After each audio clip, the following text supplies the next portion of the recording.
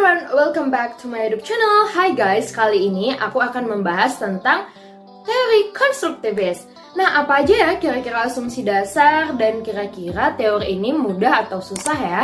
So, don't forget to like, comment, and subscribe. And without any further ado, let's get started. Yang pertama adalah asumsi dasar. Asumsi dasarnya yaitu hubungan internasional dilihat dari social construction, ataupun di sini lebih mengedepankan yang namanya social construction than the material construction. Nah, Kak masih bingung nih, apa sih maksudnya? Jadi, hubungan internasional itu di dunia konstruktivis dilihat lebih mengedepankan elemen seperti non kasat mata seperti ideas, gagasan, norma, dan masih banyak lagi. Tetapi tidak mengesampingkan yang dinamakan dengan material construction seperti senjata nuklir dan lain sebagainya. Oleh karena itu, konstruktivisme melihat bahwa dunia hubungan internasional lebih variatif dan lebih dinamis. Yang kedua adalah aktor. Menurut konstruktivis, aktor dalam hubungan internasional atau dunia internasional adalah bukan saja negara, tetapi juga aktor non-negara seperti lembaga-lembaga advokasi transnasional yang peka dengan isu-isu normatif seperti HAM, demokrasi lingkungan, dan gender atau lain sebagainya. Atau ini juga disebut dengan jaringan advokasi transnasional karena menyebarluaskan nilai-nilai sosial dan norma di arena internasional. Atau lebih gampangnya, aktornya adalah aktor transnasional. Yang ketiga adalah hakikat kepentingan nasional. Jadi kepentingan nasional di konstruktivis diperoleh dari konstruksi sosial. Apa sih Kak konstruksi sosial itu? Jadi konstruksi sosial adalah realitas yang terkonstruksi secara sosial. Dan konstruksi tersebut adalah produk dari interaksi sosial antara aktor. Jadi kepentingan nasional itu bukanlah sesuatu yang telah jadi, tetapi negara tinggal merujuk padanya untuk bertindak, tetapi sesuatu yang muncul dalam proses sosial. Ah Kak masih bingung banget nih gitu. Oke, jadi gini. Ketika aktor berada dalam interaksi sosial, maka muncullah yang dinamakan dengan social construction karena dari situlah ditemukan apa yang dinamakan dengan kepentingan nasional. Dan itu tergantung juga dari aktor tersebut, identitas negaranya, dan juga tergantung pemaknaan dari aktor tersebut.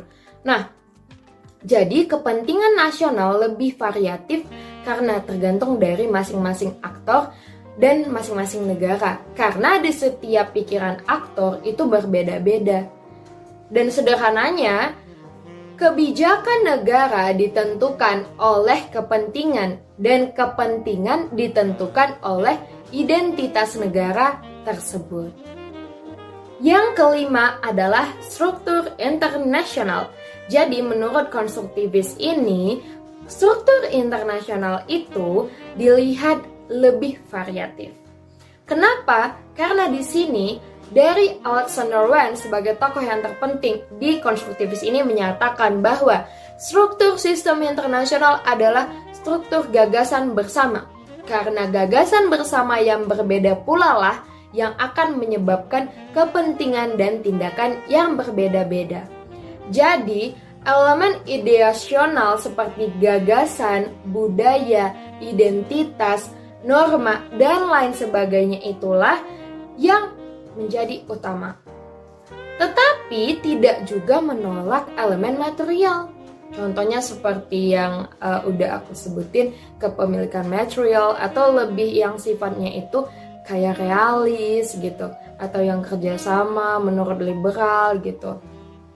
Nah, selain itu, konstruktivisme ini juga tidak berfokus pada subjektivitas dari elitnya tersebut, melainkan melihat intersubjektivitas antara aktor. Apakah nanti hubungan yang diperoleh tersebut atau dari social construction-nya itu melahirkan yang dinamakan dengan hubungan yang konfliktual, atau hubungan yang dipenuhi dengan kooperatif, atau hubungan yang bersahabat.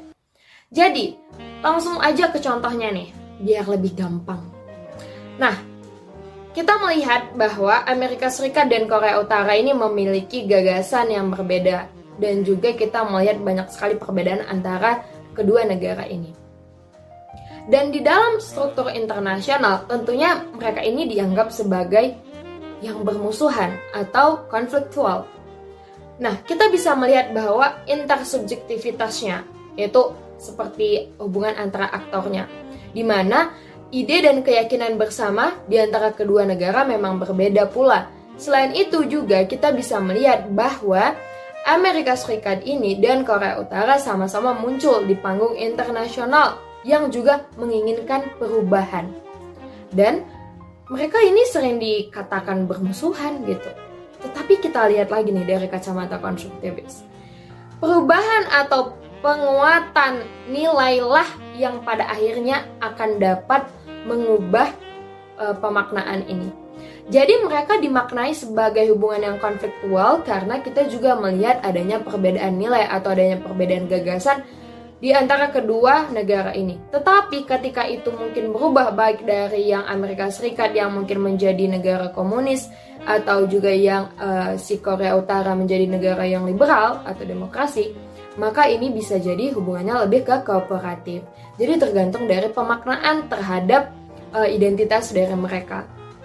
Selain itu juga di sini dikatakan bahwa jika ada keyakinan dan ide tersebut berubah, maka hubungan sosial pula lah berubah.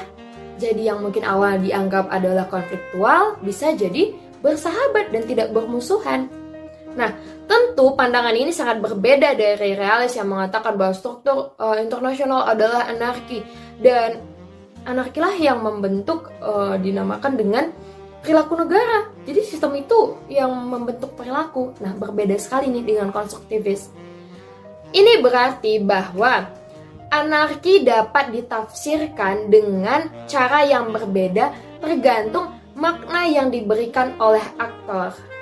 Itu gampangnya dengan contoh. Oke, ada isu yang termasuk konsentrasi dari konstruktivisme. Salah satunya adalah identitas dan kepentingan.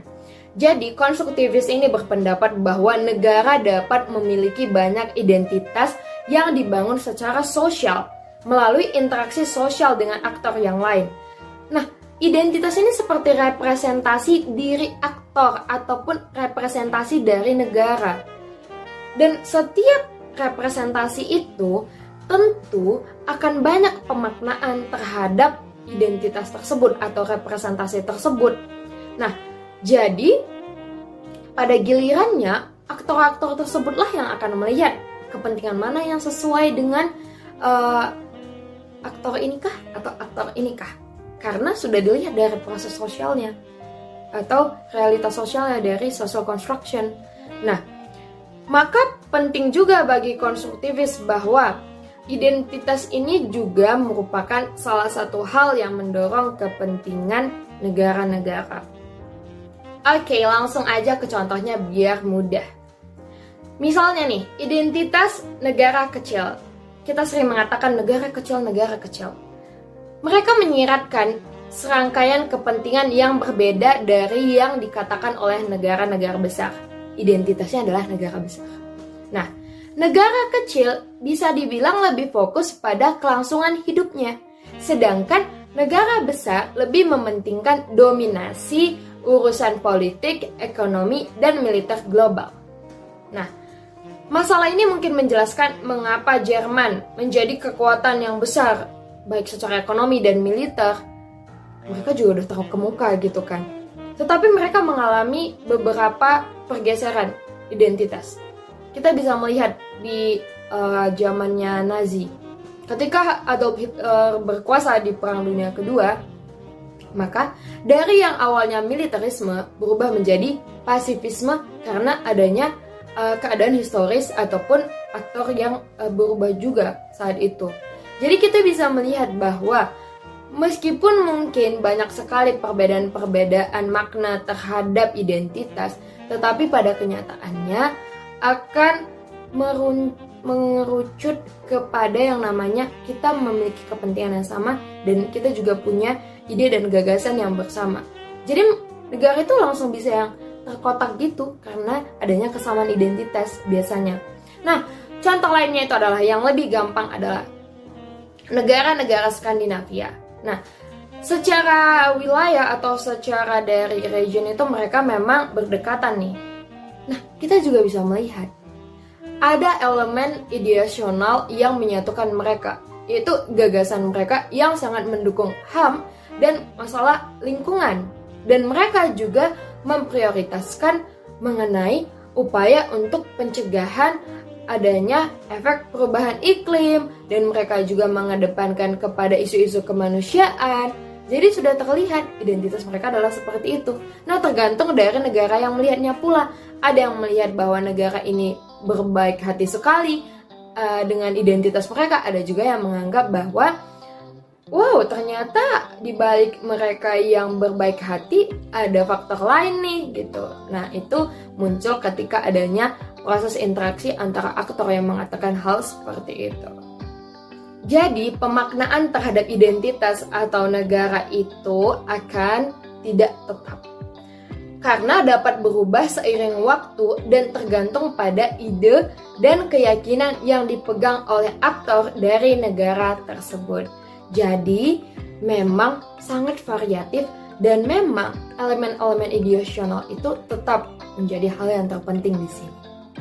Tokoh dalam konstruktivisme ini aku lebih menyorotin dari Alexander Wen, di mana dia menyoroti pentingnya berbagi ide atau pengetahuan dalam hubungan internasional dalam teorinya. Dan menurut Wen, pengetahuan yang dibagikan secara sosial adalah pengetahuan yang bersifat umum dan terhubung antar individu. Selain itu, Alexander Wen juga mengatakan bahwa struktur dari asosiasi manusia ditentukan terutama dari ide-ide bersama daripada kekuatan material.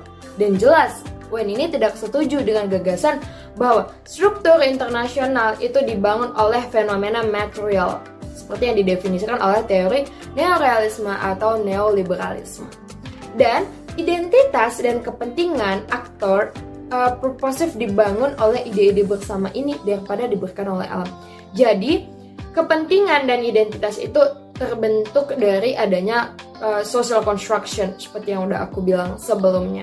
Nah, di sini juga Wen percaya bahwa kepentingan nasional dibangun oleh ide-ide bersama dan bukan faktor material, tetapi juga di sini tidak menyampingkan yang dinamakan dengan elemen-elemen material. Dan ada beberapa kategori identitas yang dimaksud oleh Wen. Yang pertama adalah person or corporate, yang kedua adalah type, yang ketiga adalah role, yang keempat adalah collective.